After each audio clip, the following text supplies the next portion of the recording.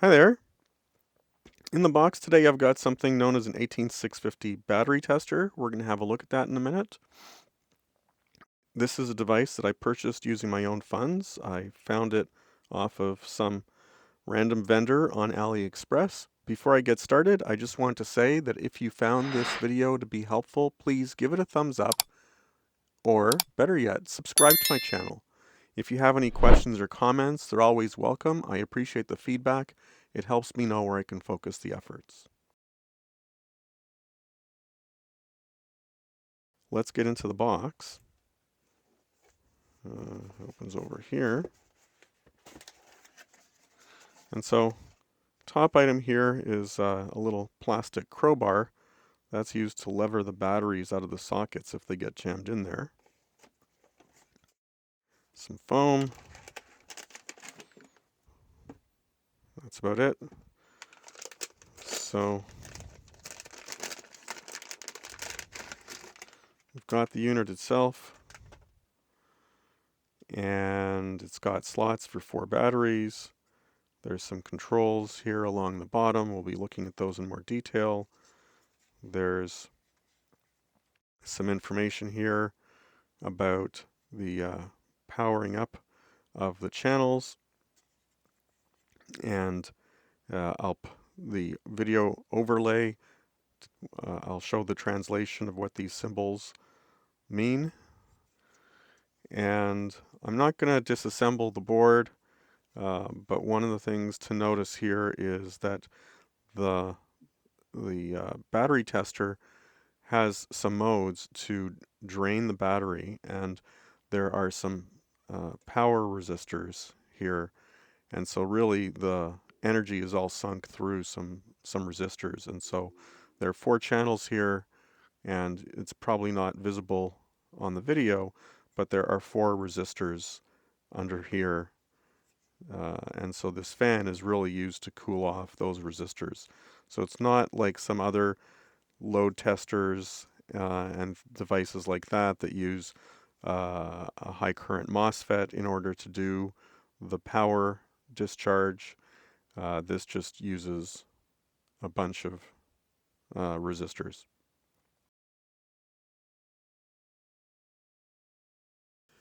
This is a very simple device.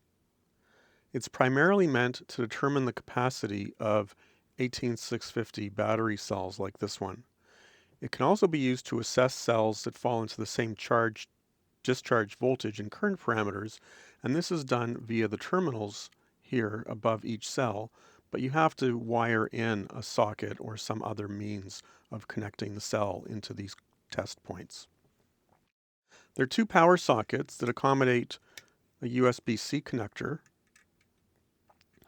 and even though these are USB-C connectors, they don't understand power delivery, and so at the other end they're plugged into a USB-A type power supply. While either side will provide power to the microcontroller circuitry on the board, charging will require that power be supplied to the side corresponding to the channels being used. Attempting to charge without power will result in the channel reaching the end state a couple of seconds after starting. And so to charge these 2 cells, we have to have power hooked up on this side, and to charge these 2 cells, we have to have power hooked up on this side. I've powered both sides of the board. The power supply used for each side should be capable of supplying 2.4 amps. During the charge phase, the system will use a 1 amp charge current for each channel during the early part of the charge cycle. The system detects when a cell is inserted into a socket and switches the display over to that channel. Pay close attention to the positive and negative sides of the socket. It was counterintuitive to me that the positive end is at the bottom. The good news is that when I plugged the cell in backwards, nothing bad happened. Before moving on to the controls, I'm just going to put cells into the other sockets so that we have the board fully populated here. And you can see that as I'm inserting the cells, it detects and shows the channel of the last inserted cell. There are 4 control buttons below the display. From left to right, these buttons operate as follows. The first button switches between the three control options. The second button changes the value of a control option. Let's look at how these work together. The first option for mode allows selection of charge, discharge, and auto. So that is discharge, that's auto, and that's charge.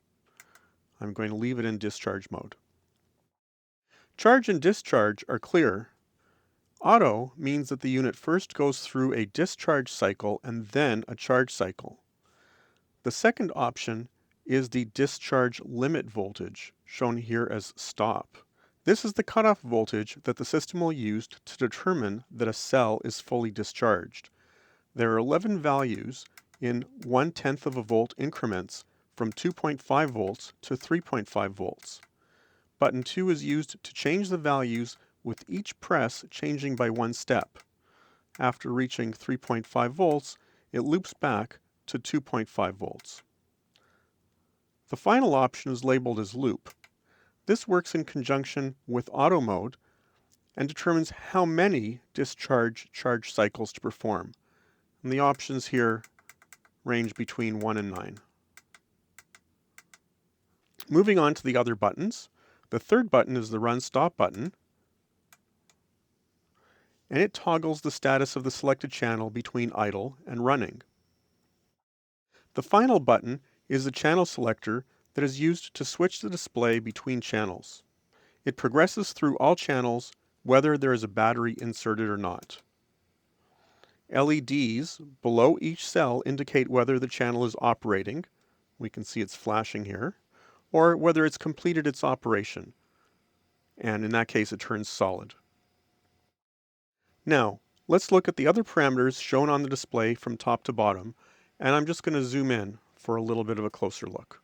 We have here at the top cell voltage, so 3.88 volts here, the charge or discharge current, presently in operation, so in this case 0.98 amps, almost 1 amp, the cumulative capacity charged or discharged in milliamp hours, shown here, the cumulative charged or discharged power in milliwatt hours, the internal resistance of the cell in the particular channel, and the runtime of the current phase, whether it's charging or discharging. So in this case, about 1 minute and 45 seconds. Each channel operates fully independently. Discharging is done at a fixed rate of about 1 amp until the discharge cutoff voltage is reached, shown here as 3.0 volts. There's no way to change the discharge rate. Charging is controlled via an internal program that starts out close to 1 amp and then drops the charge current as voltage increases to 4.2 volts. The charge cycle completes when the cell reaches 4.2 volts and the charge current of about 100 milliamps. There is no way to alter the charge parameters or the charge program. The fan operates all the time if any channel is active. Overall, the charge and discharge currents are fairly conservative and will not place much stress on the cells. They will also provide a good assessment of cell capacity. Higher charge or discharge currents would be faster, but would also provide lower capacity measures. Lower charge and discharge currents would take longer and only provide a slightly higher measure of capacity. Furthermore, a slightly higher capacity assessment might be a little misleading, as these cells are usually intended for high current operations.